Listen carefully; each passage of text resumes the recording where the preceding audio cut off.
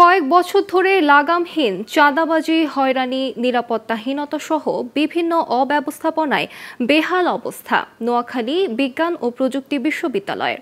অভিযোগ রয়েছে সাবেক উপাচার্য ও শিক্ষকদের সিন্ডিকেটে অনিয়ম, দুর্নীতি ও স্বজনপ্রীতিতে নষ্ট হয়েছে শিক্ষার পরিবেশ। অবশেষে বৈষম্য বিরোধী ছাত্রদের আন্দোলনের মুখে পদত্যাগ করে উপাচার্য সহ কয়েকজন শিক্ষক। শিক্ষার সুষ্ঠু পরিবেশ ফিরিয়ে আনতে ক্যাম্পাসে রাজনীতি নিষিদ্ধের পাশাপাশি শিক্ষার্থীদের দাবি পূরণে কাজ চলছে বলে জানান নতুন উপাচার্য ডক্টর মোহাম্মদ ইসমাইল। নোয়াখালী থেকে আবু রায়হান সরকারের তথ্যচিত্রের ডেস্ক রিপোর্ট। 2005-06 শিক্ষাবর্ষ দিয়ে আনুষ্ঠানিক যাত্রা শুরু করে নোয়াখালী বিজ্ঞান ও প্রযুক্তি বিশ্ববিদ্যালয়।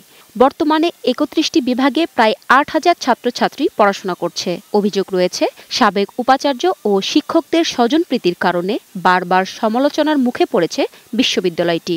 তবে অতীতের সব রেকর্ড ছাড়িয়েছে উপাচার্য দিদারুল আলমের সময়ে। অবশেষে বৈষম্য বিরোধী শিক্ষার্থীদের আন্দোলনের মুখে পদত্যাগে বাধ্য হয় ওই উপাচার্য।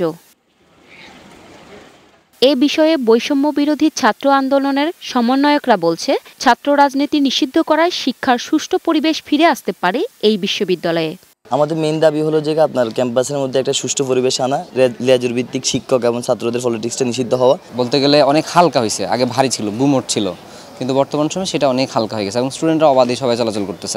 সমস্যা বা যে কোনো আমাদের দাবি নিয়ে কথা বলতে আমরা ভয় পেতাম, কিন্তু এখন স্বতঃস্ফূর্তভাবে আমরা কথা বলতে পারছি। এই যে 2-3 মাস আমাদের যে ক্ষয়ক্ষতিটা হইল, আমরা সেশন জটের শঙ্কায় আছি।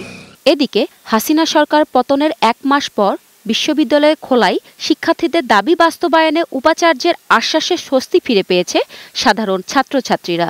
আমরা গিয়ে অনেক বেশি চিন্তিত ছিলাম, অনেক বেশি অনিশ্চয়তার মধ্যে দিন কাটাইছি, কবে ক্যাম্পাসে ফিরতে পারবো। এই নতুন কোলাহলের মাঝে আসলে একটা শান্তি খুঁজে পাচ্ছি। আমাদের সবার মধ্যে একটা নতুন অনুভূতি কাজ করছে। ডিপার্টমেন্ট ভিত্তিক, পুরো ক্যাম্পাস ভিত্তিক নতুন একটা সংস্কার হবে। শিক্ষা ব্যবস্থাটা ভালো হোক, আর আমাদের যে সেশন জটের বিষয়টা আছে সেটা যেন খুব দ্রুত কেটে যায়। বিশ্ববিদ্যালয়ের নতুন উপাচার্য জানান, শিক্ষার পরিবেশ ফিরিয়ে আনতে সব ধরনের ব্যবস্থা নেওয়া হয়েছে, আর দুর্নীতি অনিয়মের বিরুদ্ধে জিরো টলারেন্স বজায় থাকবে। দল মত থাকতে পারে, সেটা বিশ্ববিদ্যালয়ের বাইরে গিয়ে ভিন্ন কথা। ছাত্ররা যাতে নিয়মিত ক্লাসগুলো করতে পারে, শিক্ষকরা যাতে নিয়মিত ক্লাসগুলো নেয়, আমাদের ছাত্ররা যাতে সব বেশি সাপোর্ট পায়, আমি এই বিষয়টাকে খুব জোর দিয়ে দেখব। বিশ্ববিদ্যালয়ের অনিয়ম ও দুর্নীতি বন্ধ না হলে একদিকে শিক্ষার পরিবেশ ব্যাহত হবে, অপরদিকে ক্ষতিগ্রস্ত হবে শিক্ষার্থীরা। Global television news desk.